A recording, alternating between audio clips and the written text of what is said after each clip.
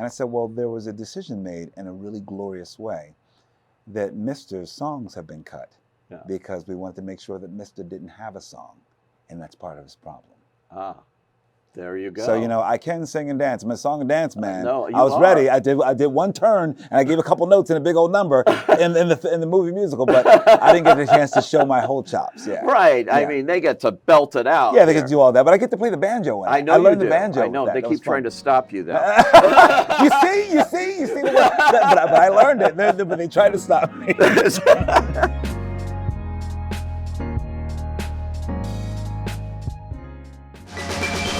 So, talk, shout, take command. Who was that? The famous Bob Rustin. In 41, you called for a large-scale march. The time has come for another. Nobody. I can handle all the grunt work. Rally the young. We are going to put together the largest peaceful protest made up of angelic troublemakers such as yourselves. My friend, Dr. Martin Luther King, will be joining us. How many bodies does it take to surround the White House? How many? Sorry, I thought that was a setup for a joke. You literally want me to find out? Welcome to the Actor's Side today. Man, is this guy working a lot right now.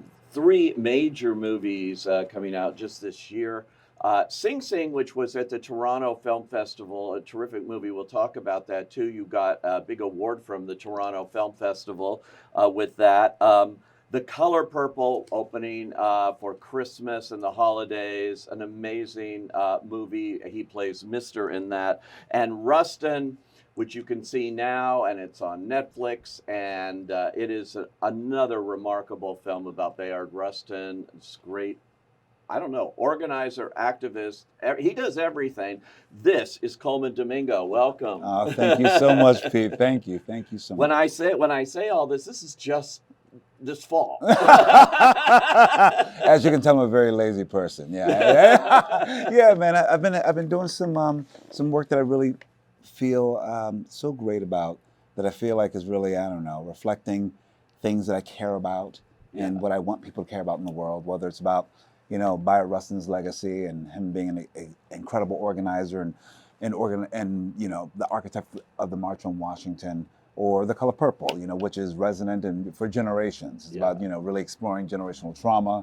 And then Sing Sing. Sing Sing is a film that'll come out next year that I produced and I star in, but we really worked with formerly incarcerated men, and really just about like they're putting on a play while they have this rehabilitation through theater arts program that has really been really impactful in presence like Sing Sing. You're one of the only few pro actors, whatever you want to call it, that are in it. It's actually using real inmates there. Yeah, absolutely. Yeah. That was part of the construction of it. We wanted to make sure it's kind of meta in a way. Mm-hmm. It's like, you know, I'm the central character, but it really is, I'm populated with all these people who've actually gone through the program, who are now professional actors. And seeing how that program actually works helps them get in tune with their feelings.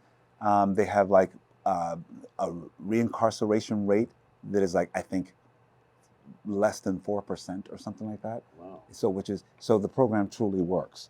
And these guys have become close friends of mine, and I want to help tell their stories. It's an amazing movie, I have to say. You Thank just you. look at it, and they're so talented too. I mean, they're fantastic. This is Shakespeare. Oh my God! Yeah, absolutely. one of my castmates in particular, Clarence Macklin, who his name is he's also known as Divine Eye. Right. He's absolutely brilliant. His instincts are brilliant. I think there's the making of a superstar.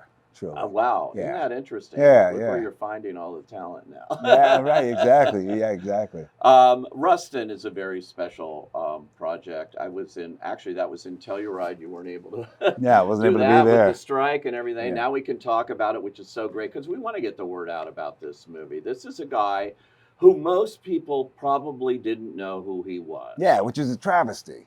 It's a complete travesty. It's 1960s. in the 1960s, he was actually the person he was a close friend and advisor to Dr. Martin Luther King.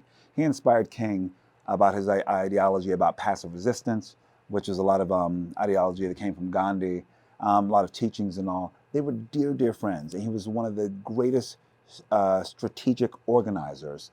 And he would really rally the youth. He really, I don't know, people really looked to him in his mind. Yeah. And he was so, first of all, and he was such an original man. He played the lute. He sang Elizabethan love songs. He was a star athlete. He was, started doing sort of, bus boycotts in the 1940s. So even way before, Rosa Parks. Yeah. But he was openly gay as well. And that was such a huge blight on him and his work and how he can be seen and perceived. And that's why he's sort of been erased and marginalized in the history books. So, but he was also someone who's inspired President Barack Obama.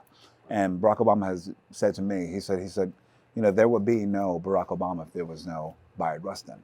He said, I've always looked to Bayard Rustin with his organizational skills and how he actually worked within the systems to make things work and equitable for people. And Obama is an executive producer of this movie with Michelle Obama, his Higher Ground Productions. Yeah. And I mean, I know they recently had a big screening in Washington, D.C. Oh, that was fantastic. Was that like? First, that was the first screening that I was able to do. So the moment the strike was over, I was on a plane to D.C. And they were doing the HBCU First Look Festival. So the very first time for Howard University and Morgan State University.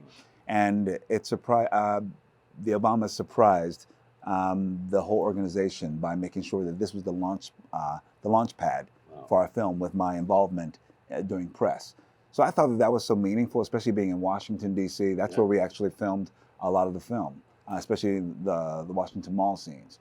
So it felt like divine providence for us to actually get it started and being purposeful, which is about like amplifying these historically black colleges. And really inspiring these 19 and 20-year-olds that were there, because actually they can see themselves in the film, which is cool, because many people don't know this, that the March on Washington, it was organized by Rustin, but also with 19 and 20-year-olds, people who are running transportation, like Rochelle Horowitz. It's really kind of cool. So, and these people many people have become, congressmen, congresswomen, you name it.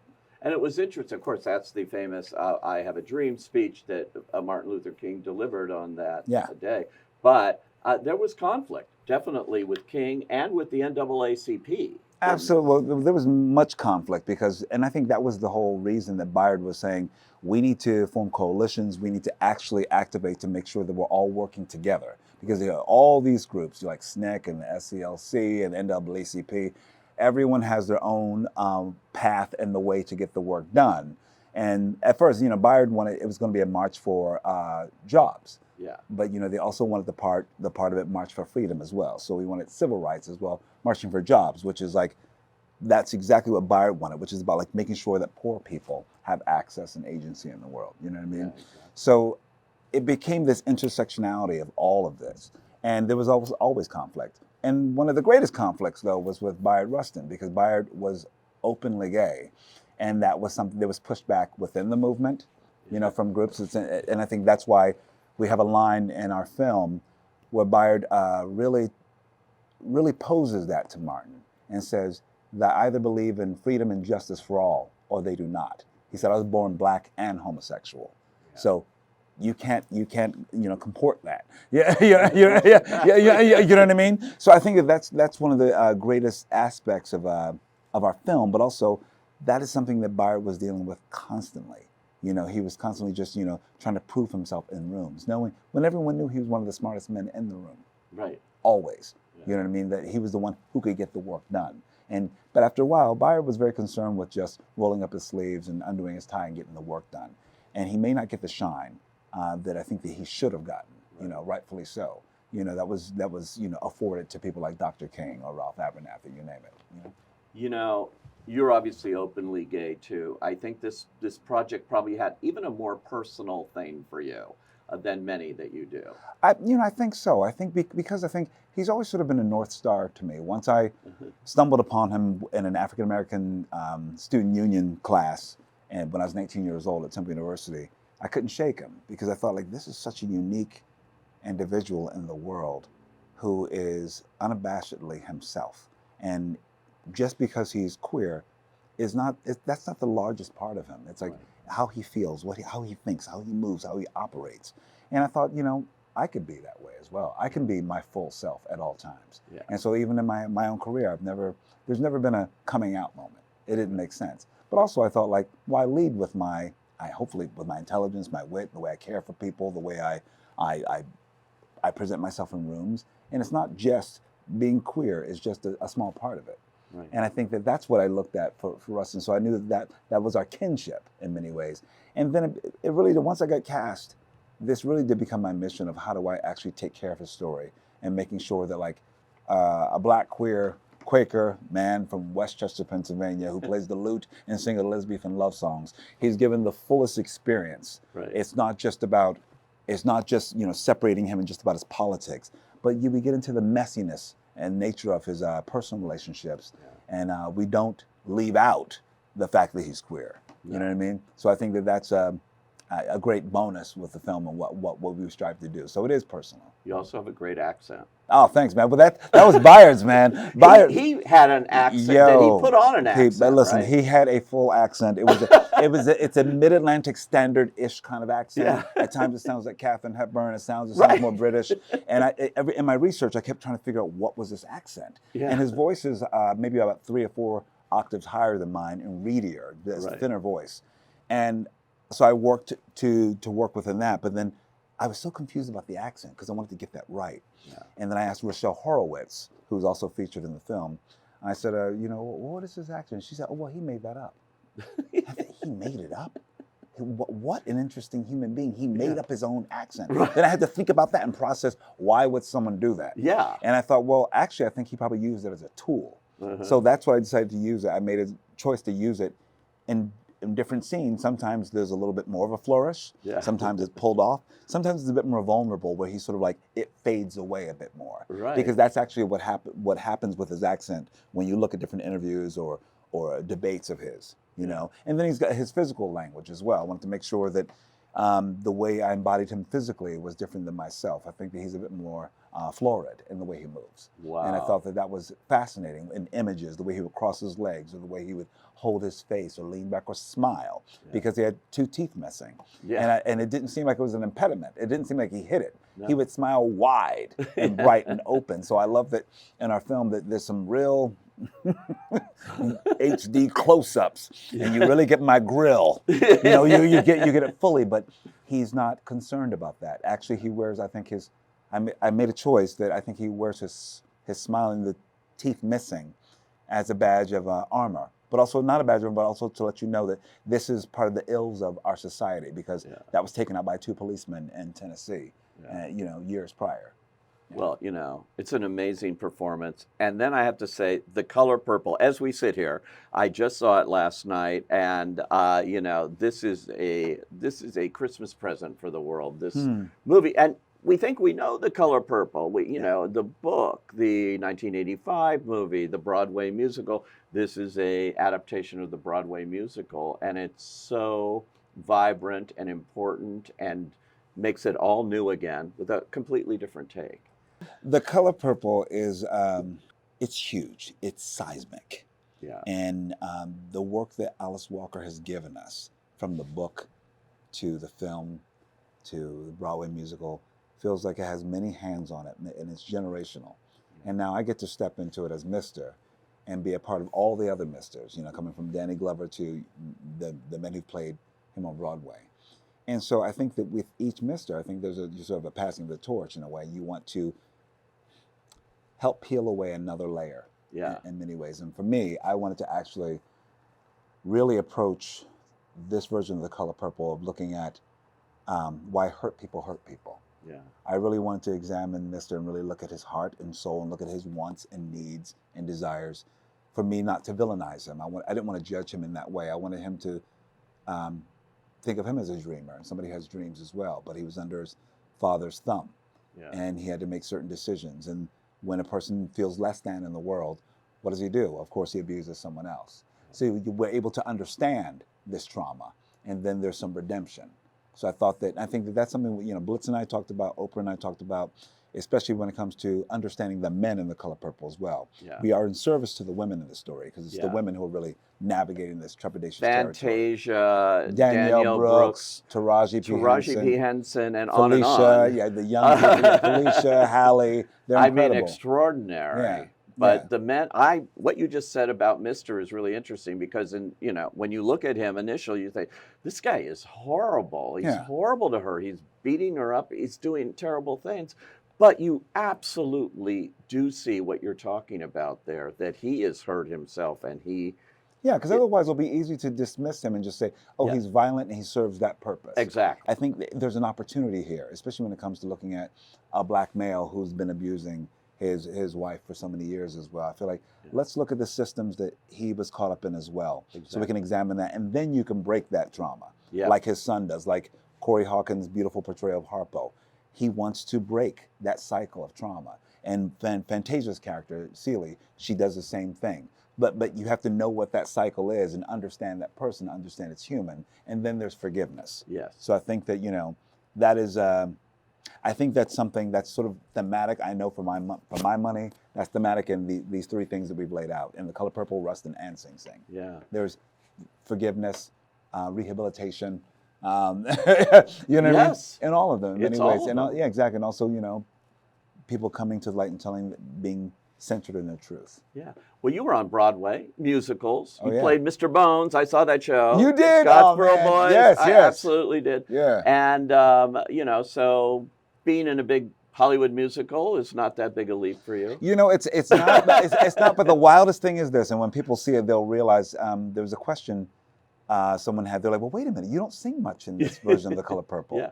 And I said, "Well, there was a decision made in a really glorious way that Mr.'s songs have been cut because we wanted to make sure that Mr. didn't have a song, and that's part of his problem." Ah. There you go. So I can sing and dance. I'm a song and dance man. No, you I was are. ready. I did one turn and I gave a couple notes in a big old number in the movie musical, but I didn't get the chance to show my whole chops. Yeah. Right. I Yeah. mean, they get to belt it out. Yeah, they there. get to do all that, but I get to play the banjo in it. I know I learned you the do. banjo. I know. with that. They That was keep trying fun. to stop you, though. You see. But I learned it. But they tried to stop me. It's amazing. I mean, people are going to see all sides of you with these films, and of course, already know you from so many things you've done. You won an Emmy. Congratulations! Thank you, Pete. For Euphoria as Ali, and that's a great role too. Everyone's waiting. Is there ever going to be this third season Yes, of yes. If Euphoria? we can get out of these unpredicated times that keep stopping production. Pandemic strikes. Like we can't get a break. So yeah, it looks like we're going to start again next year, which will be great. So I think you can look forward to 2025, some more Euphoria. So just hang in there with us. Hang in there with us. Everyone's waiting on that, and and that's a great character too. I love playing Ali and working with Zendaya. I think we have such a great chemistry together. Sam created Ali for me, and so I feel like he's given me such incredible language and heart and complexity for a character that has inspired him, which is How did awesome. it feel winning that Emmy for that? You know what? That was actually that's wild. I had such a quiet moment, a quiet peace about it when it happened.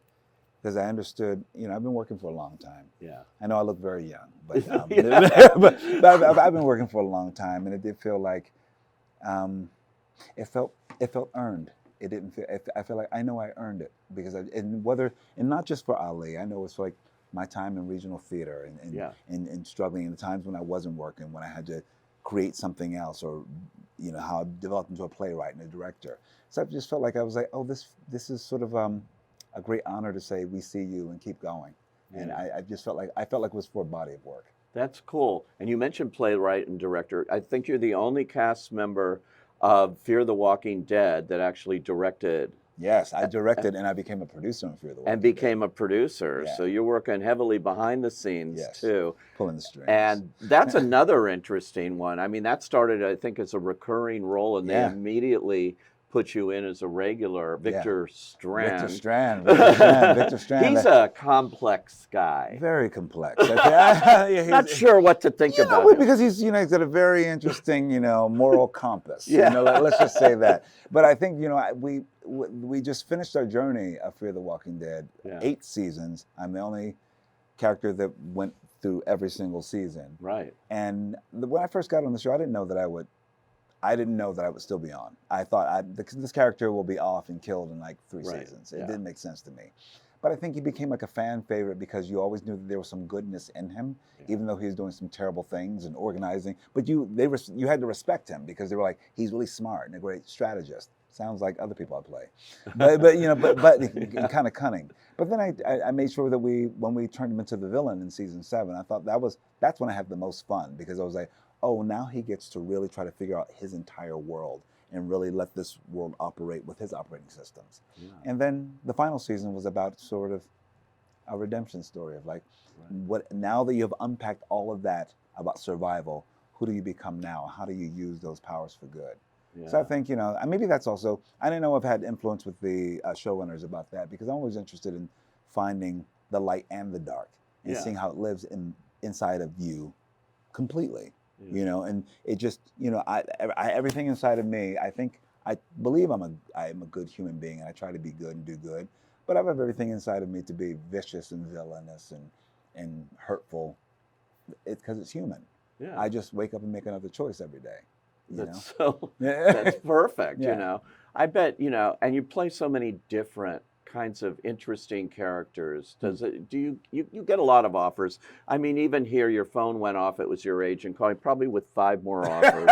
I'm sure this happens. Interrupt me, and I was like, Elizabeth, I'll get back to you. I'm sure this happens all the time. What are you looking for now? Because you have a lot of cachet going now. I think to do whatever you want. Thank you. I think I always say that I like to do something that I haven't done before, things that I have questions about, that I feel like I might not be able to achieve it, things that will call on my strengths and things that I haven't explored. That's what I'm drawn to always. So which is why my career looks so varied. Yeah. And, which is why I can play a pimp and a civil rights leader and or a loving fathers because it's a part of me that I'm trying to explore. Yeah. So I'm looking for that next thing, whatever it is. I actually have this show called The Madness for Netflix, which is cool. I play a CNN analyst who gets framed for murder, and I have to go through different sections of society to find out who's doing all this. Wow. And so I become a vigilante in many ways. I become like James Bond in many ways. It's really kind of cool. I do jujitsu. It calls on a lot of things that I haven't done before. So I like a challenge. Yeah. So whatever that next challenge is, I'm game. I'm all for it. And I feel like it's got to be something I haven't done before. You mentioned playing a pimp. No one's played a pimp like you did in Zola Man. Oh, yeah? Really. I know. I still have people a little afraid of me when oh my God! Because they didn't expect that I have that darkness in me. Yeah. But Janixa Bravo saw that, and she knew my work in the theater, and she thought, because I really thought, this is after I did If Beale Street Could Talk. Yeah. I thought, well, wait, what about that role made you think of me for the Pimp and Zola? Yeah. There's nothing in there. And she says, no, Colman, I think that you're an actor who can do anything. And he said, I know I needed someone who could be charismatic and can keep pulling the rug out from underneath us. Just when you think he's good and charming, he's scary. And so that's the way we navigated it. So I love playing roles like that are a little alt, a little off in some way. I've been inspired by people like, Philip Seymour Hoffman or Robert Downey Jr. or Dustin Hoffman. The people, the great, Harry Belafonte Jr., one of the greatest sort of character actors and leading men. People who can morph and shift and change, but also, who can lead, but also not afraid to fold into a whole unique character. I love, Christian Bale. Yeah, exactly. These are people I've always looked to. I love it when I see actors doing unexpected things. There's a documentary on Albert Brooks right now, and you know him for comedy and everything. Yeah. Of course, if you saw this movie Drive that he did, he's scary as hell, and he could do it, And those are the great actors that allow themselves to I think to go so too. that way. And you just mentioned one of my favorite people because I think actors like that, they have a bit of I'll just say the clown in them. Yeah. And clowns can be light and dark, and they can turn on a moment. They're the clowns in Shakespeare are always, philosophers, but they watch humanity and society, and they can turn things around. They can go to dark to light in a moment's notice. Yeah. Some of my favorite actors have been like people like Madeline Kahn.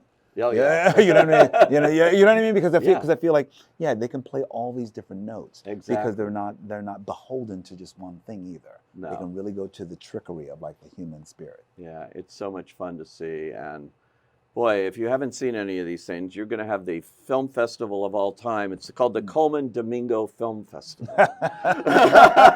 Curated by Pete Ham. Yes, here it is. Thank you so much for joining us on the Actors Side today. Thank you. This is wonderful.